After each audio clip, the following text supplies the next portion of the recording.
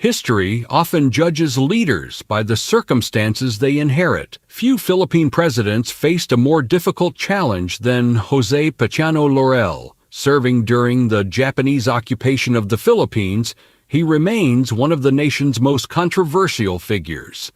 To some, he was a collaborator who led a government under foreign control. To others, he was a patriot who sought to protect the Filipino people during one of the darkest chapters in the country's history. This is the political life of Jose P. Laurel. Before Jose Laurel entered national politics, the Philippines had already experienced centuries of colonial rule. Spain governed the islands for more than 300 years before sovereignty passed to the United States after the Spanish-American War in 1898.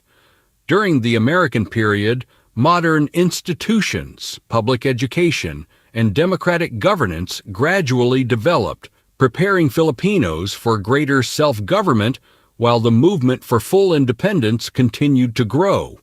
Jose P Laurel was born on March 9, 1891 in Tanawan, Batangas. His father, Sotero Laurel, was an official who had participated in the Philippine Revolution. Growing up in a family devoted to public service, young Jose developed a strong appreciation for education, discipline, and the responsibilities of leadership from an early age. Laurel excelled academically and pursued the study of law. He graduated from the University of the Philippines before continuing his legal education abroad at Yale University in the United States. His years of study exposed him to constitutional law, political philosophy, and democratic institutions, experiences that would later influence his career in public service. Returning to the Philippines, Laurel quickly earned respect as both a lawyer and government official. His legal expertise led him to important positions within the Philippine government, where he became known for his careful judgment and commitment to strengthening public institutions during the American colonial period. Laurel's distinguished legal career eventually brought him to the Supreme Court of the Philippines, where he served as an associate justice.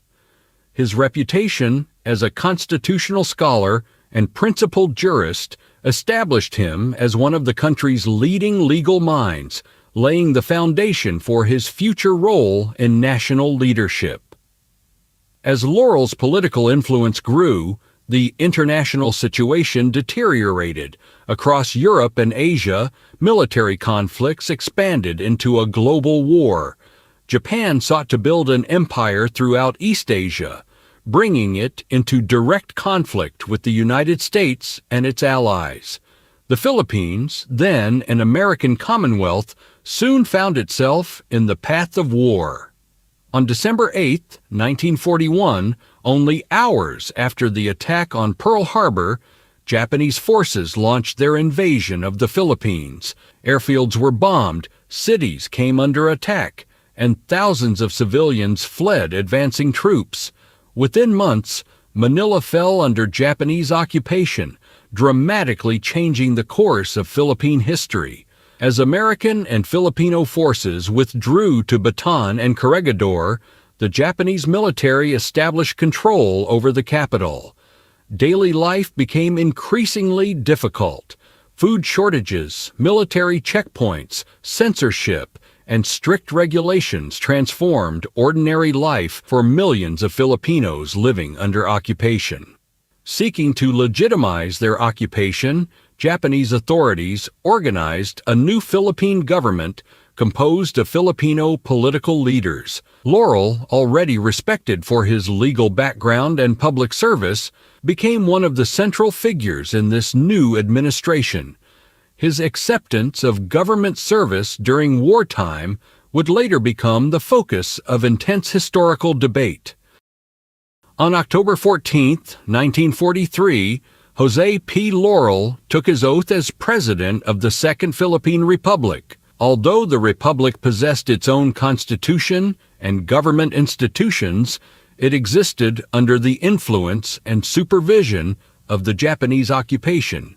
Laurel now faced the immense challenge of governing a nation suffering from war, scarcity, and foreign military control. Throughout his presidency, Laurel confronted problems that extended far beyond politics. Food shortages became widespread, hospitals struggled with limited supplies, transportation systems deteriorated, and many Filipino families faced severe hardship.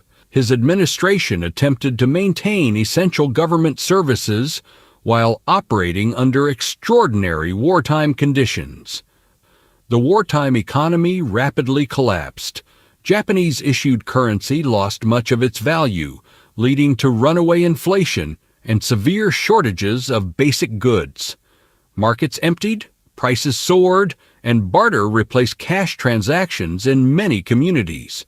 For ordinary Filipinos, survival became the greatest daily concern.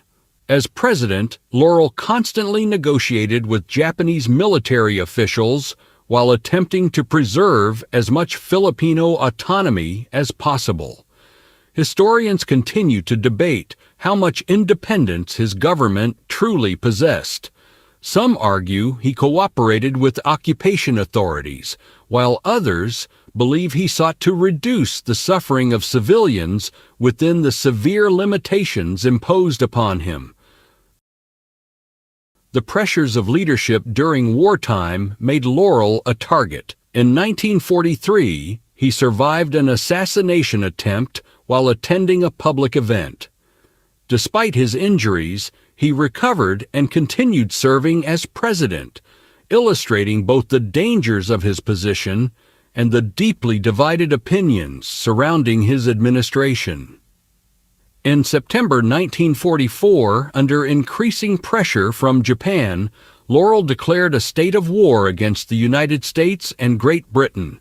Although largely symbolic, the declaration reflected the growing military crisis facing Japan as Allied forces advanced across the Pacific toward the Philippines. In October 1944, General Douglas MacArthur fulfilled its promise to return. American and Filipino forces launched the campaign to liberate the Philippines. Fierce battles devastated many cities, especially Manila, where civilians endured immense suffering amid some of the most destructive urban fighting of the Pacific War. As Japanese forces retreated, the Second Philippine Republic rapidly collapsed. Laurel and members of his administration left the country alongside withdrawing Japanese authorities. With liberation underway, the wartime government came to an end. After Japan's surrender, Laurel was taken into American custody. His wartime presidency became the subject of investigation, and many questioned whether his actions had served the Filipino people or aided the occupying forces. Upon returning to the Philippines, Laurel faced charges of treason. The accusations reflected the deep divisions left by the war. While some viewed him as a collaborator, others argued that his decisions had been made under extraordinary circumstances, with the goal of protecting civilians whenever possible. In 1948, President Manuel Roxas issued a general amnesty for Filipinos accused of collaborating with Japanese occupation authorities. The amnesty ended legal proceedings against Laurel and many others, allowing the country to focus on rebuilding after years of conflict and destruction. Laurel's political career did not end with the war. He returned to public service, won election to the Philippine Senate, and once again became an influential voice in national affairs. His experience and legal expertise continued to shape debates on governance, economic development, and foreign policy during the early years of the independent republic. During his later years in government, Laurel advocated for economic nationalism, judicial independence, and the protection of Philippine sovereignty. He remained active in public life, mentoring younger leaders and contributing to discussions on the nation's future long after the end of the Second World War. As he grew older, Laurel devoted much of his time to writing, reflection, and family life. He remained a respected legal scholar and public figure until his passing on November 6, 1959. His legacy, however, continued to generate debate among historians, scholars, and the Filipino public. Jose P. Laurel's political life cannot be understood without considering the extraordinary circumstances in which he governed.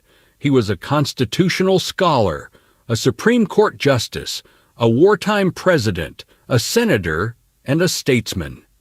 His leadership during the Japanese occupation remains one of the most complex chapters in Philippine history. Some remember him as a collaborator who led a government under occupation. Others view him as a leader who attempted to preserve Filipino institutions and reduce civilian suffering during an impossible situation. More than 8 decades later, his life continues to remind us that history is rarely simple. It is shaped by difficult choices, competing perspectives, and the enduring challenge of leading a nation through crisis. Until our next journey, remember that history is not merely something we study, it is a legacy we have inherited.